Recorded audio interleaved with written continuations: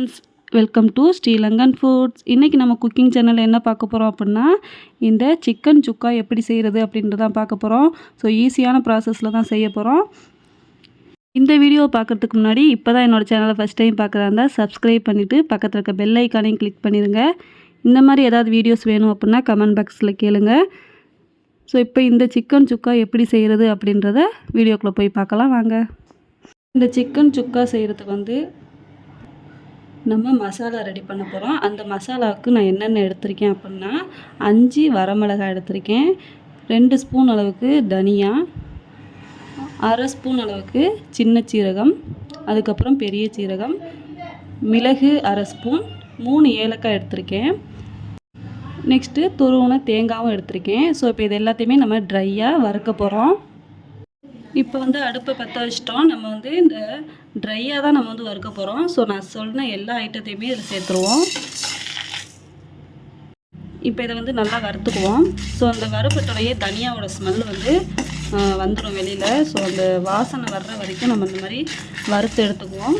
So இது எல்லாமே நல்லா வறுப்பட்டதுக்கு அப்புறம் தான் நம்ம தேங்காவை சேர்க்கணும். ஸோ ஆரம்பத்துலேயே தேங்காவை சேர்த்துட்டோம் அப்படின்னா மற்ற இந்த மசாலா எல்லாம் வறுபடாமல் போயிடும்.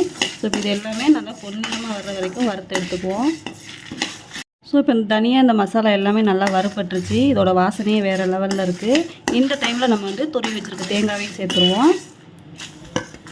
ஸோ இந்த தேங்காவோட ஈரத்தன்மை எல்லாமே நல்லா போய் நல்லா ட்ரையாக வறுப்படணும். அந்தளவுக்கு வறுத்து எடுத்துக்கோங்க.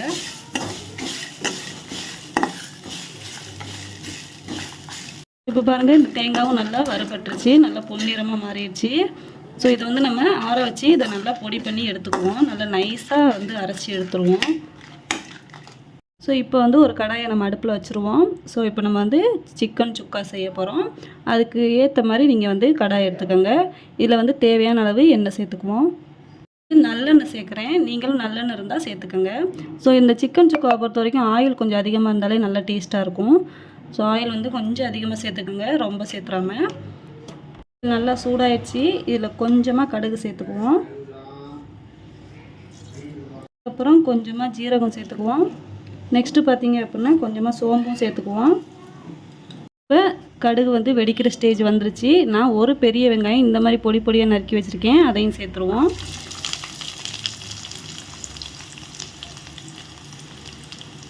கொஞ்சம் கருவேப்பிலை, 2 பச்சை மிளகாய் சேர்த்துருவோம். ஸோ இப்போ இந்த வெங்காயம் எல்லாமே நல்லா பொன்னிறமாக வர்ற வரைக்கும் நல்லா வதக்கி விடுங்க. ஸோ இப்போ பாருங்கள், வெங்காயம் நல்லா பொன்னிறமாக வதங்கிடுச்சு. இது கூட நம்ம நறுக்கி வச்சுருக்க கொத்தமல்லி சேர்க்க போகிறோம்.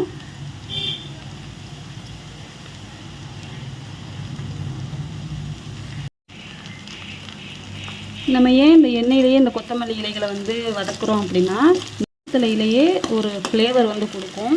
ஸோ அந்த ஃப்ளேவர் ரொம்பவே அருமையாக இருக்கும். ஸோ அதனால தான் நம்ம எண்ணெயில் போட்டு இந்த மாதிரி வதக்குறோம். ஸோ இப்போ நம்ம இஞ்சி பூண்டு பேஸ்ட்டு சேர்க்க போகிறோம்.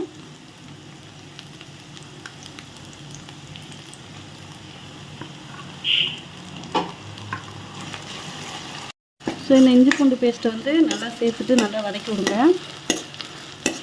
ஸோ சில பேர் இந்த இஞ்சி பூண்டு பேஸ்ட்டோட பச்சை ஸ்மெல் எல்லாமே போகிற வரைக்கும் வதக்கணும் அப்படின்னு சொல்லுவாங்க. ஸோ நம்ம இஞ்சி பூண்டு பேஸ்ட்டு போடுறதே ஒரு வாசனைக்காக தான். ஸோ அந்த வாசனை போகிற வரைக்கும் தான் நம்ம இந்த மாதிரி வதக்கக்கூடாது. ஸோ இது ஒரு 2 மினிட்ஸ் வரணும்னா போதும். இப்போ பாருங்கள், நம்ம இந்த டைமில் இந்த தனி மிளகாய் தூள் கொஞ்சம் சேர்க்க போகிறோம். ஏன் நம்ம இந்த டைம்லேயே நம்ம சேர்க்குறோம் அப்படின்னா, சிக்கன் சேர்த்ததுக்கப்புறம் ஏன் சேர்க்க வேணாம் அப்படின்னா, இந்த மிளகாய் தூள் நல்ல கலர் கொடுக்கும். ஸோ அதனால் நம்ம எண்ணெயிலேயே போட்டு இந்த மாதிரி மிக்ஸ் பண்ணிடுவோம். ஸோ இந்த டைமில் நம்ம இந்த சிக்கனை சேர்த்துருவோம். நீங்கள் போன்லெஸ் சிக்கன் வாங்கினாலும் ஓகே தான், இல்லை எலும்போடு வாங்கினாலும் ஓகே தான், அது உங்களோட விருப்பம். ஸோ இந்த நம்ம 1 கிலோ சிக்கன் நான் எடுத்திருக்கேன், அதையும் சேர்த்துருவோம்.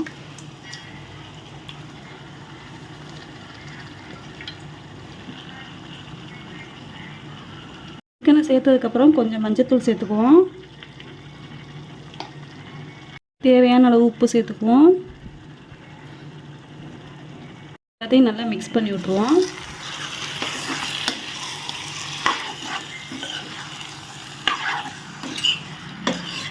நம்ம வந்து இந்த சிக்கனை வந்து ஃபுல்லாக வந்து மிக்ஸ் பண்ணிட்டோம். இது வந்து நம்ம அடுப்பை ஸ்லோவில் வச்சுட்டு இது வந்து நம்ம மூடி போட்டு மூடி வச்சுருவோம். ஏன்னா நம்ம தண்ணியெல்லாம் ஊற்றக்கூடாது. இந்த சிக்கன்லேருந்து வர்ற நீர்லேயே இந்த சிக்கன் வந்து நல்லா வேகணும். ஸோ இப்போ ஒரு மூடி போட்டு மூடி வச்சுருவோம்.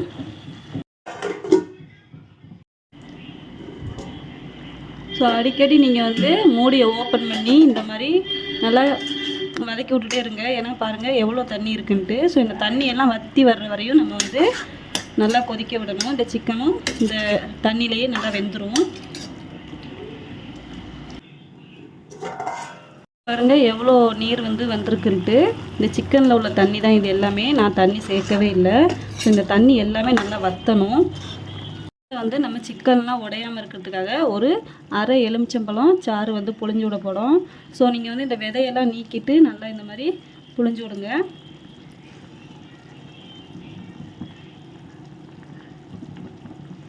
இப்போ இது எல்லாத்தையுமே நல்லா மிக்ஸ் பண்ணி விடுங்க. இந்த லெமன் சாறு வந்து எல்லா சிக்கன்லேயுமே வர்ற மாதிரி நல்லா மிக்ஸ் பண்ணி விட்ருங்க.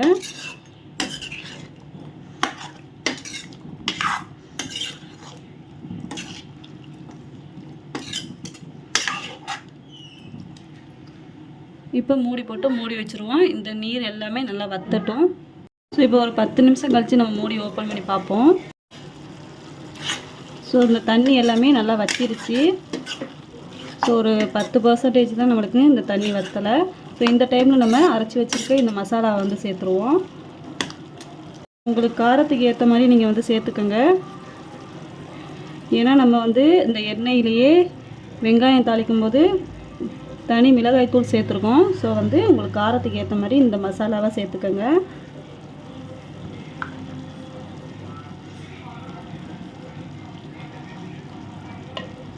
இது எல்லாத்தையுமே நல்லா மிக்ஸ் பண்ணி விடுவோம்.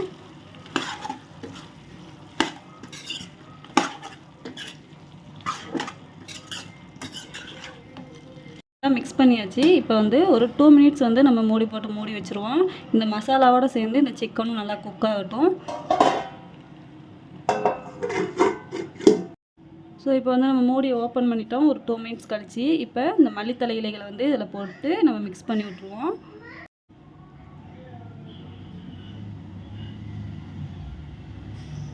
இப்போ இது எல்லாத்தையுமே நல்லா மிக்ஸ் பண்ணி விட்ருவோம் ஒரு டைம்.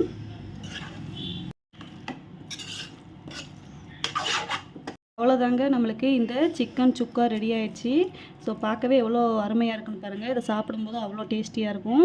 ஸோ ஸ்மெல்லுமே அவ்வளோ ஒரு அருமையான ஸ்மெல்லாக இருக்குது. இந்த மாதிரி நீங்கள் கண்டிப்பாக வீட்டில் ட்ரை பண்ணி பார்த்து சாப்பிட்டுட்டு எப்படி இருக்குது அப்படின்றத கமெண்ட் பாக்ஸில் சொல்லுங்கள். இந்த வீடியோ உங்களுக்கு பிடிச்சிருந்துச்சி அப்படின்னா லைக் பண்ணுங்கள், கமெண்ட் பண்ணுங்கள், ஷேர் பண்ணுங்கள், சப்ஸ்கிரைப் பண்ணிவிட்டு பக்கத்தில் இருக்க பெல் ஐக்கானையும் கிளிக் பண்ணிடுங்க. அப்போ தான் நான் நெக்ஸ்ட்டு போகிற வீடியோஸ் எல்லாமே உங்களுக்கு நோட்டிஃபிகேஷனாக வரும். தேங்க்யூ.